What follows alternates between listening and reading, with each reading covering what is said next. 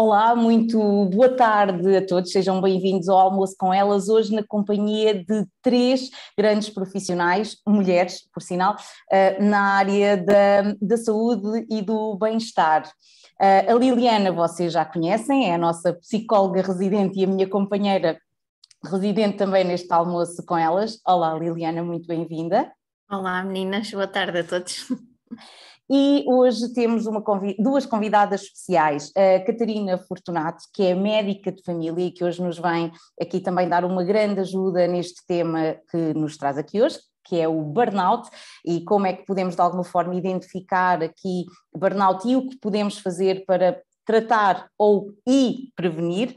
E temos também a Patrícia Carreira, que em breve se junta aqui a nós, que é nutricionista, e que também vai dar aqui dicas de como é que nós podemos lidar com isto. A todas, muito obrigada por estarem aqui e sem mais demoras, Catarina, passo-te a bola a ti. Tu que és médica e agradecer-te o convite, agradecer-te teres aceito o convite para estar aqui. É sempre bom ter um profissional de saúde a falar destas questões que muitas vezes são tabu. Nós em off estávamos a falar um pouco disto. Diz-nos, é comum existir burnout e quais é que são os sinais que nós devemos estar alertas para perceber se estamos aqui a entrar em burnout ou não? E o que é? Porque fala-se disto, se calhar começar por aí, não é? O que é o burnout, afinal, e quais é que são os sinais?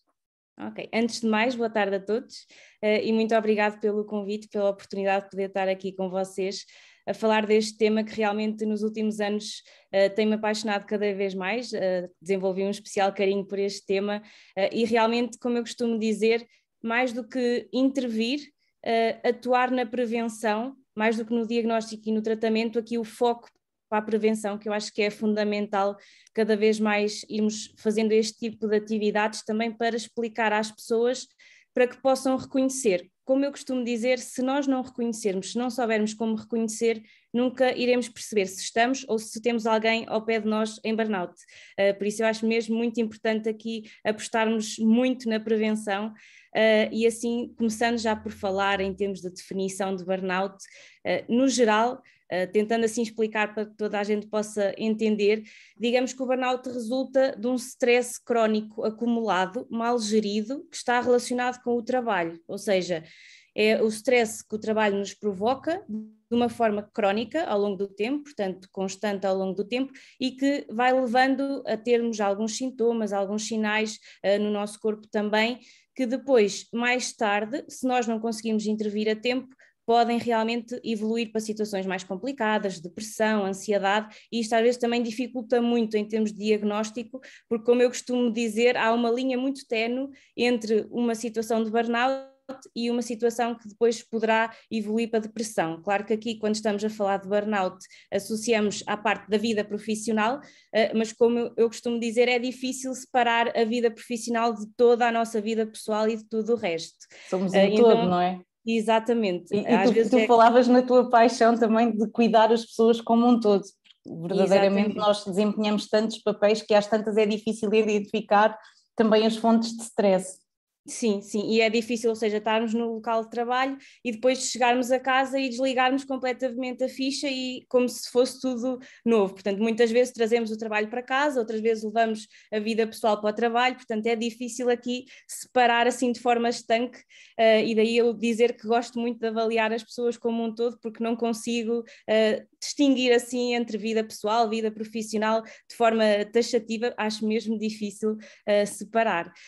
Mas Liliana e Mónica, para responder assim àquela questão dos sinais e dos sintomas principais, eu acho que há assim três dimensões principais na definição de burnout que nós temos que estar atentos, começando pela exaustão emocional, que não só a exaustão emocional, ou seja, acaba por ser emocional, mental, física, é como se fosse um desgaste mental, sentirmos, às vezes uso o termo de obesidade mental, sentimos que não cabe tudo na nossa cabeça, que temos um espaço limitado e que não conseguimos enfiar tudo, todas as preocupações, todas as exigências, tudo o que queremos dar aos outros, não conseguimos enfiar tudo dentro de um espaço físico compartimentado e limitado. E depois isso vai se repercutir também nos nossos níveis de atividade. E aí a parte da nutrição fundamental, a parte da atividade física fundamental, porque vai-se acumulando um cansaço não só mental, mas também físico, psicológico, emocional, e muitas vezes este é assim um dos primeiros sintomas que surge com o burnout, para o qual devemos estar atentos. Depois temos outros... Mas Catarina, deixa-me só aqui Mónica, fazer uma questão, não é? Porque eu acho que esta sensação às vezes de, epá, é tanta coisa que não me cabe tudo na cabeça, é normal nós de vez em quando podermos sentir isto, em determinadas fases da nossa vida, que temos tanta coisa a acontecer. Mas tu disseste uma coisa na definição que eu acho que faz toda a diferença, é isto ser uma sensação prolongada durante demasiado tempo, é dias e dias que constantemente eu me sinto assim e cada vez mais me sinto incapaz de lidar com isso, este é o sinal, é prolongado, não foi uma vez que aconteceu, é tipo, começa a ser demasiadas vezes. Tem que ser uma forma continuada, consistente, ou seja, e prolongada ao longo do tempo, não é? Porque situações de stress no trabalho todos nós temos, no nosso dia-a-dia, mas aqui o burnout é mesmo uma questão de isso repetir e repercutir consecutivamente, sempre, todos os dias, ao longo de muito tempo na nossa vida, e isso é que depois nos vai levar a este estado de exaustão, que, como eu costumo dizer, vamos de férias, voltamos e parece que não descansamos, que continua tudo exatamente na mesma. Até porque parece que não desliga. Exato, estamos constantemente ligados àquela estamos num sítio, mas não estamos.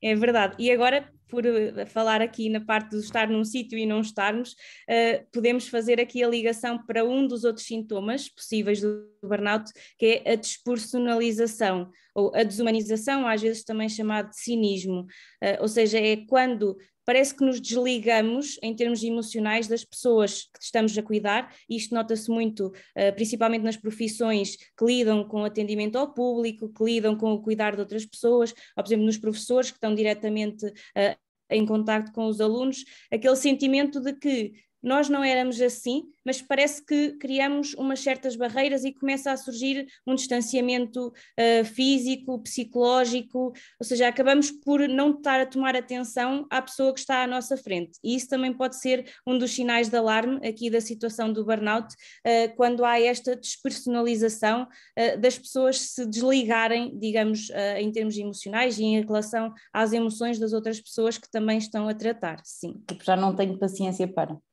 Exato, por exemplo. Okay. Por exemplo, é um dos sintomas. E fisicamente, que sintomas, ou seja, que sensações físicas é que alguém que esteja a passar por uma situação de burnout pode sentir? É um mundo, em termos assim de sinais e sintomas físicos, portanto, eles podem se misturar em várias áreas e em várias patologias, tudo ao mesmo tempo, e daí por isso é que às vezes é difícil também fazer o diagnóstico. Os mais frequentes são, por exemplo, dores de cabeça, dores de estômago, um cansaço físico extremo, aquela sensação que se dorme, mas parece que não se descansou o suficiente, por vezes as insónias também, a dificuldade a adormecer ou a dificuldade depois a manter o sono, ou acordar várias vezes durante a noite, assim, dos mais frequentes costumam ser esses, as dores de cabeça, as dores de estômago, o cansaço físico mesmo. Depois, claro, todos os outros que se misturam aqui um bocadinho com a parte da depressão e da ansiedade, por exemplo, nas palpitações, a perda de peso, ou então, por outro lado, a necessidade aumenta de consumir mais doces e assim, e pode aí levar um aumento de peso, a perda da libido, aqui relacionada com o desejo da atividade sexual, pronto. São sintomas que depois acabam por também entrar em diagnóstico diferencial com a depressão, a ansiedade, e daí ser difícil às vezes o diagnóstico. E Liliana, tu enquanto psicóloga e psicoterapeuta, é uma ajuda muito importante, não é? Muitas vezes aqui o profissional de saúde médico, e aqui neste caso, não sei se, e aqui é mesmo ignorância, é necessário medicação ou a terapia é suficiente para tratar alguém que esteja a passar por uma situação de burnout? Depende da gravidade, e aqui a Catarina também pode complementar. As estratégias indicadas pelo psicólogo podem ser suficientes ou não, depende da fase em que se está no burnout. Pode ser necessária medicação, sobretudo naquela questão do sono e também quando já há sintomatologia depressiva, aí pode ser necessário também a medicação e tem de ser também avaliada por um médico. Ok. Concordo Liliana. perfeitamente, ia só dar realmente ajustar aqui realmente o meu comentário ao da Liliana, porque eu acho mesmo muito importante, e há muitos doentes que eu recomendo, ou seja, iniciar mesmo só com a ajuda de psicologia, de terapia, fazer um acompanhamento e só depois, em casos mesmo estritamente necessários, partir para a medicação, e há outros em que logo desde o início na avaliação nós percebemos, aqui como a Liliana estava a dizer, que em termos de gravidade é muito importante darmos medicação, nem que seja temporariamente, para ajudar até para o resto do processo depois da terapia e a qualquer momento, quando for indicado, suspender. Liliana, a nível de terapia aqui, o que é que, enfim, qual é que é a grande mais-valia ou o grande benefício, não é? E até porque isto é um ato de coragem, nós em off também falávamos que é por vezes difícil assumirmos e reconhecermos que estou a chegar ao meu limite, estou numa situação de burnout, porque há muito aquela ideia de isto é só stress, isto passa, estou só um bocadinho cansada, e às vezes desvalorizamos aquilo que é o nosso próprio bem-estar. E ontem estive a preparar um workshop para professores e eu falei-lhes da definição de saúde pela Organização Mundial de Saúde, não é? Que não é só a ausência de doença, é um estado de bem-estar, e aqui no estado de bem-estar está também eu sentir-me bem emocionalmente, não é só fisicamente, é emocionalmente, mentalmente.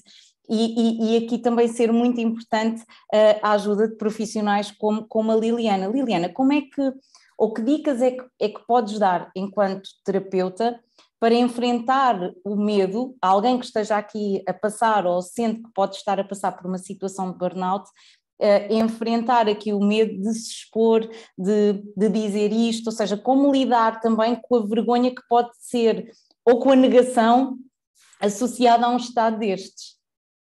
Aqui é importante desenvolver estratégias de regulação emocional e de autocuidado. E para perceber, para a pessoa perceber se está a chegar a uma situação de burnout, é importante fazer essa análise, fazer uma análise regular, assim como se vai regularmente consultar o telemóvel, consultar o estado, como é que eu me estou a sentir, e fazer também essas pequenas pausas de uma forma muito simples, que eu costumo também ensinar aos meus pacientes e também costumo fazer, porque é muito rápido e é muito simples, e vou agora também partilhar convosco. Passa por 3 passos. Primeiro, olhar em redor e nomear 3 objetos, para percebermos que Estava a fazer, também somos um elemento do cenário. Depois, fechar os olhos, e com a prática não é necessário fechar os olhos, basta ficar um ponto e concentrar na respiração, respirando normalmente. E agora, vamos fazer. E agora, focar naquele momento da transição, da inspiração para a expiração.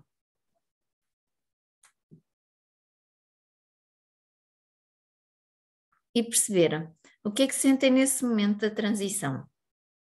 Sem forçar, sem parar a respiração.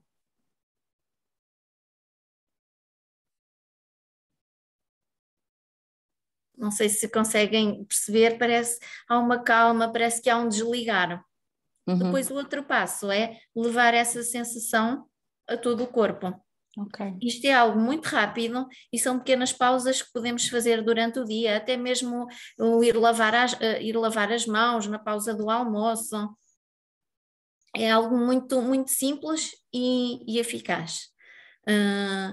E, portanto, isto as pausas para se conectar, para conectarmos connosco mesmos. E isto aqui também para evitar, portanto, é quase a prevenção, não é? Do estado extremo de cansaço. Ou isto também ajuda a perceber, epá, não, eu não consigo sentir calma nenhuma, não consegui sequer sentir nada, eu nem sei quem é que sou no meio disto, portanto é melhor falar com a Liliana. É importante também nomear, e também é o que o teu trabalho, nomear as emoções, o que é que se está a sentir, fazer essa análise. E também perceber, ir nomeando 3 coisas boas durante o dia, para perceber que nem tudo é negativo.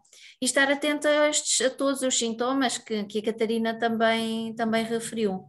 E o papel do psicólogo passa não só pela intervenção, como também pela prevenção, junto dos indivíduos, mas também no caso do psicólogo das organizações, junto das organizações. E isso é fundamental, porque a situação de burnout anteriormente era mais atribuída ao funcionário e atualmente não. Percebe-se que as organizações devem ser promotoras de um ambiente saudável, que promova a saúde psicológica.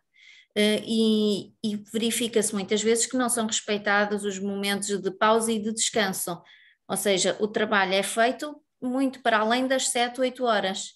E como vocês estavam a referir, muitas vezes não se consegue desligar. E não sei se querem partilhar, eu já passei por isso quando estava a trabalhar em contexto educativo, não era professora, era psicóloga, mas em contexto educativo passei exatamente por isso. Não havia, foi na altura do isolamento, então não havia horário de trabalho, estava sempre a trabalhar, e aconteceu-me exatamente isso.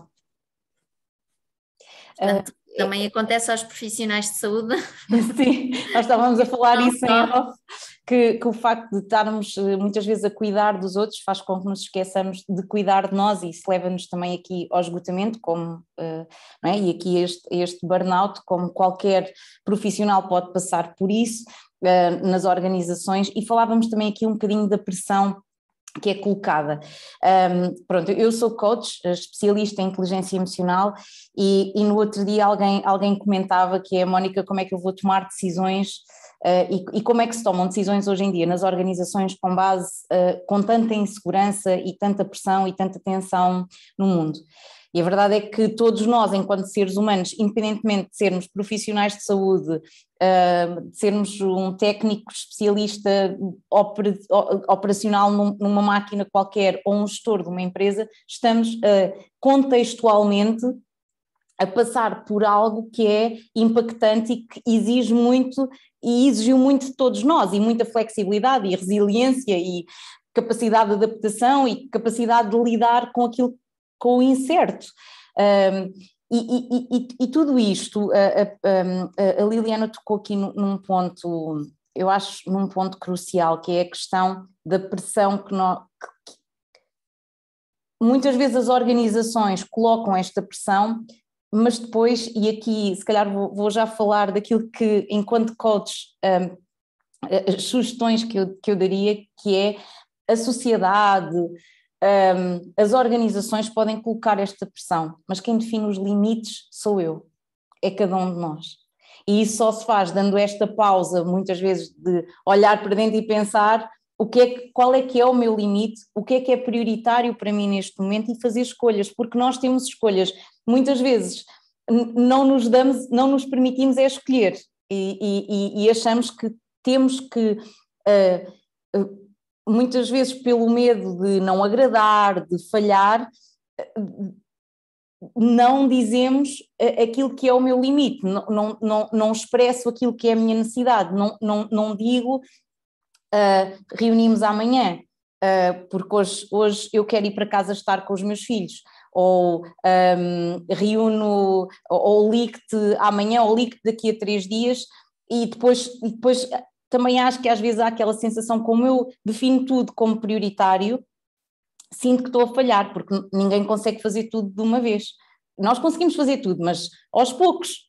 E esta sensação de eu quero fazer tudo de uma vez, leva muitas vezes a esta sensação de tenho a cabeça cheia e estou a falhar, e depois entramos naquele loop de não sou capaz, incapacidade, há muita coisa na minha cabeça, há muito stress acumulado, e uma das sugestões é, independentemente, e sim, há pressões nas organizações, acho que cada vez há um percurso maior a fazer nas organizações, felizmente cada vez há mais a ter um departamento da felicidade, a ter ações com vista ao bem-estar e saúde mental dos colaboradores, mas aquelas que não existem ou que contextualmente são organizações, e no outro dia alguém usava esta expressão que são comboios muito antigos, e então é uma máquina muito pesada e eu não consigo mudar a máquina, mas eu consigo impor aquilo que é os meus limites, sem medos. Quer dizer, eu até posso ter medo, mas apesar disso impô-los, porque colocar-me a mim, enquanto profissional em primeiro lugar, e aprender a dizer não também é muito importante nestas áreas. Antes de passar ali para a Patrícia, que é nutricionista, e já posso aqui colocar ao nosso lado, que ela agora já está aqui. Olá Patrícia, bem-vinda. Nesta questão da prevenção, e vamos falar aqui um bocadinho da prevenção, o que é que nós podemos fazer? Eu já dei aqui algumas dicas, mas Catarina, o que é que podemos fazer para prevenir? Depois também já vou passar aqui à Liliana e depois terminamos com chave de ouro, que é o combustível disto tudo, que é a alimentação, ali com a Patrícia. Catarina, o que é que podemos fazer para prevenir estados de burnout? Sim, na minha opinião, para além de profissional, pronto, e transmitindo também aqui a minha questão pessoal, que como tinha partilhado com vocês, em 2019 também passei por uma situação de burnout, e a quem possa estar do outro lado, dar esta força para, se tivermos a passar por uma situação dessas, ou se conhecermos alguém que esteja numa situação dessas, eu acho que não pode ser visto, o facto de pedirmos ajuda não pode ser visto como uma fraqueza, mas sim como um ato de coragem.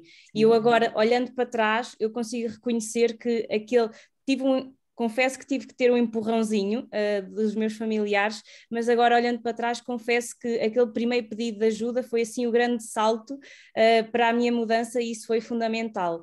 E isso também me leva depois a comentar aqui a parte da prevenção, porque eu acho que, por exemplo, partilhando também um bocadinho do meu caso, o que aconteceu foi deixar avançar demasiado a situação de exaustão em que eu estava, ou seja, para além de, como a Mónica estava a dizer, o não dizer não sempre que deveria ou atempadamente e deixar-me sobrecarregar em termos de trabalho, poderia ter ajudado a prevenir o ter chegado depois a um estado mais avançado. E também a prevenção no autocuidado, a questão de cuidarmos de nós, de termos tempo para nós próprios, termos tempo para cuidar dos outros. Como eu costumo dizer, o boost de energia, há pessoas, por exemplo, que vão buscá-lo mais ao exercício físico, há outras pessoas que vão buscá-lo mais à leitura, aos passeios, a algum desporto que gostem de fazer, alguns tempos livres que gostem de ter, alguma atividade extra, ou seja, o focar-nos em que o nosso dia, para além das horas de trabalho, vai ter que ter obrigatoriamente tempo para nós. E eu acho que isto é fundamental em termos de prevenção, porque acho que não há melhor prevenção do que evitarmos que as coisas comecem a descambar a um nível cada vez mais longe. Porque, como eu costumo dizer, quando eu vou buscar um doente que esteja mais fundo, custa-me mais a puxá-lo para cima do que quando eu pego num doente que esteja, como eu costumo dizer, ao nível da água, que se vá afundando devagarinho, do que propriamente depois puxá-lo já lá do fundo cá para cima. E as pessoas terem a própria consciência de que, ok, eu costumo imaginar assim um lago, mais ou menos, costumo transmitir isso aos meus doentes. Normalmente num lago, se eu me deixar boiar, estou assim à tona, não é? À deriva. Mas aquele sentimento de quando nos colocamos de pé, pensarmos em que nível é que eu estou? Estou ainda a respirar bem, fora da água e respiro bem, ou já estou naquele nível que já estou a sentir a boca a tapar e rapidamente fico com aquela sensação de falta de ar? Ou seja, não nos deixarmos chegar a esse nível, porque depois a força necessária, os esforços reunidos para puxar a pessoa para cima vão ser muito mais difíceis. E aí, em termos de prevenção, eu acho que tanto a área do coach como da psicoterapia, toda a área da psicologia, da nutrição, tem todo um papel fundamental, e para mim a equipa multidisciplinar, o trabalho, apostar na prevenção multidisciplinar, acho que todos os doentes têm a ganhar. E como eu costumo dizer, tirá-los lá de baixo é muito mais difícil do que ajudá-los a caminhar ainda cá em cima. Obrigada, Catarina.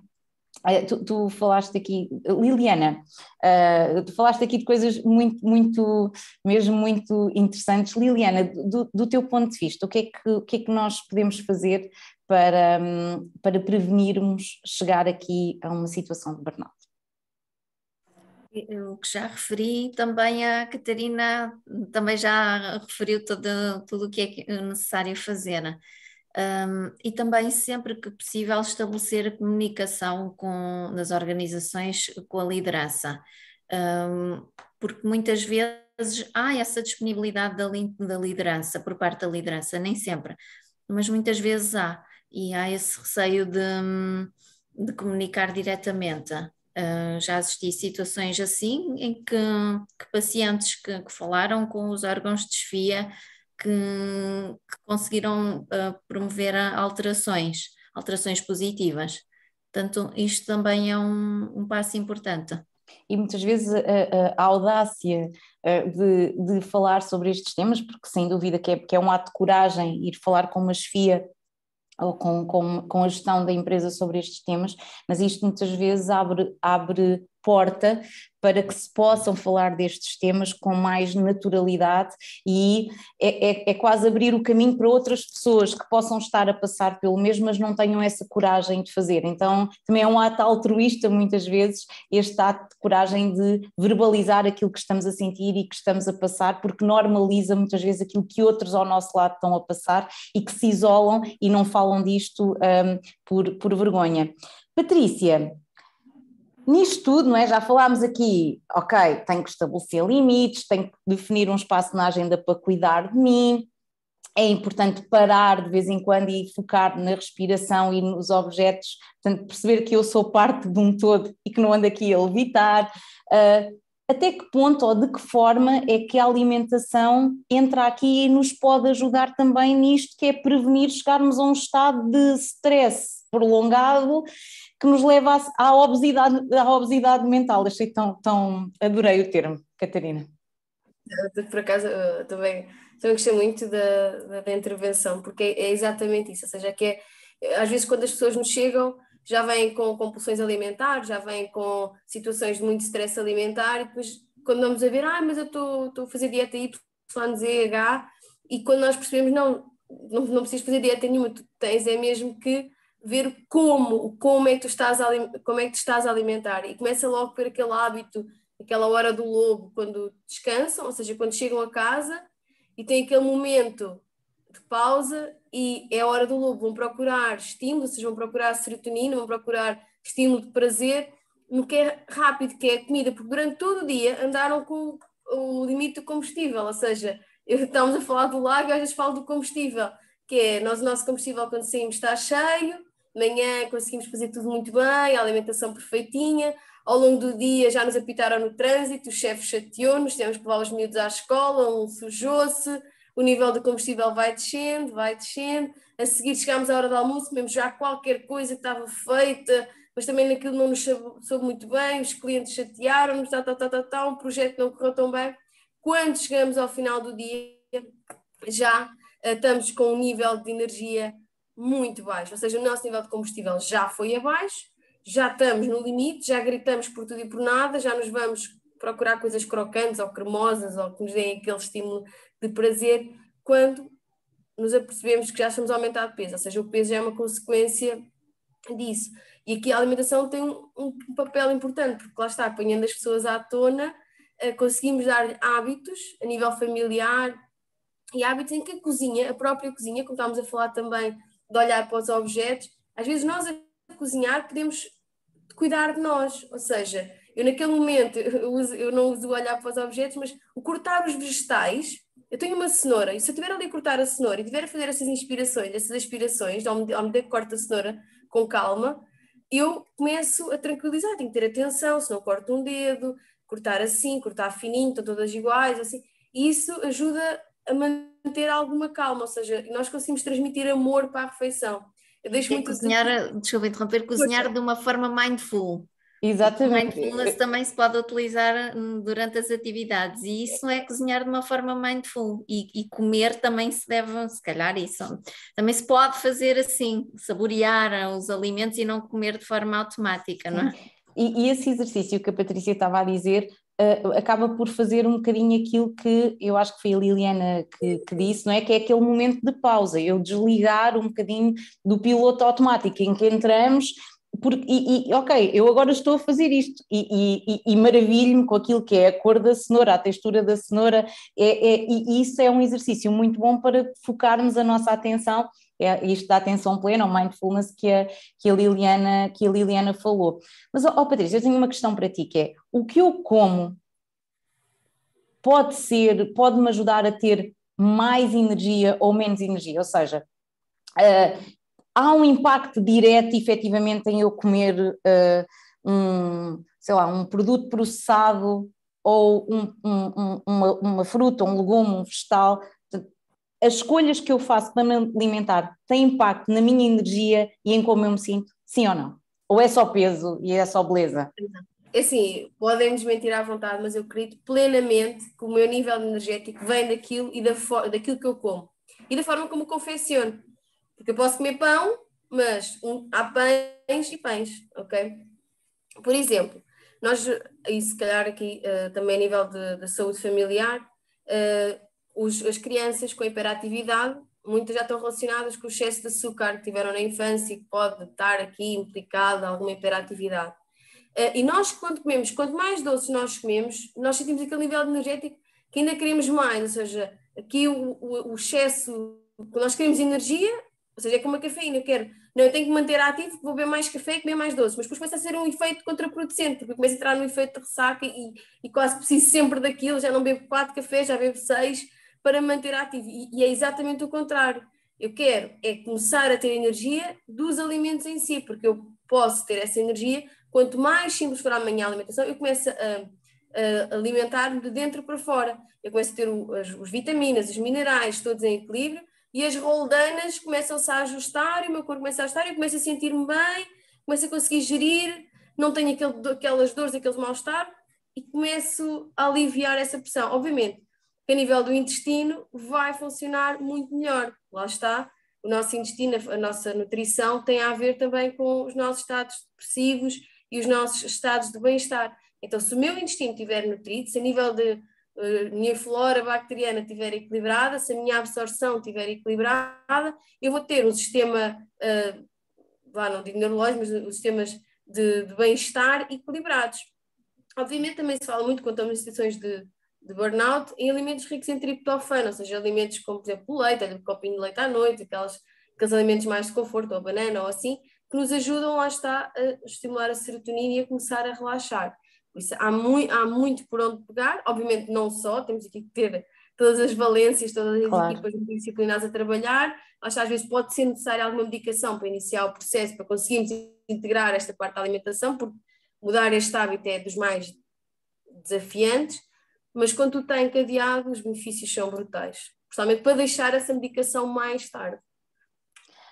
Patrícia, muito obrigada pelo teu contributo. Catarina, obrigada por teres enriquecido tanto aqui este almoço com ela. Liliana, obrigada pelo desafio e por teres introduzido também aqui a Catarina. Acho que a vamos convocar mais vezes aqui para este almoço com elas, para falarmos aqui de temas de saúde e bem-estar, porque afinal de contas viemos a este mundo, do meu ponto de vista, para estarmos bem e sermos felizes, e se conseguirmos fazer isso diariamente por nós e por aqueles que nos rodeiam, tanto melhor. Em jeito de resumo, atenção, o burnout é então um stress profissional prolongado, sinais de alerta, exaustão emocional, mental e física e alguma despersonalização. Se estes sintomas forem prolongados ao longo do tempo, consultar um profissional de saúde. Dicas para prevenir: prestar atenção ao momento presente, seja a respirar, a prestar atenção aos 3 objetos à volta, à forma como cozinhar, usar também aqui os alimentos como combustível, ir definindo os limites e os objetivos e ir falando também daquilo que eu vou sentindo, ir fazendo um bocadinho aquela regulação mais diária, não é? Daquilo que é os meus limites, o que eu vou sentindo e ir comunicando isso sem medos. Resumi bem, meninas? Muito bem. Muito obrigada a todas, um bom almoço para quem ainda não almoçou e encontramos-nos em breve, algures por aqui. Obrigada a todas. Obrigado. Obrigada. Boa tarde.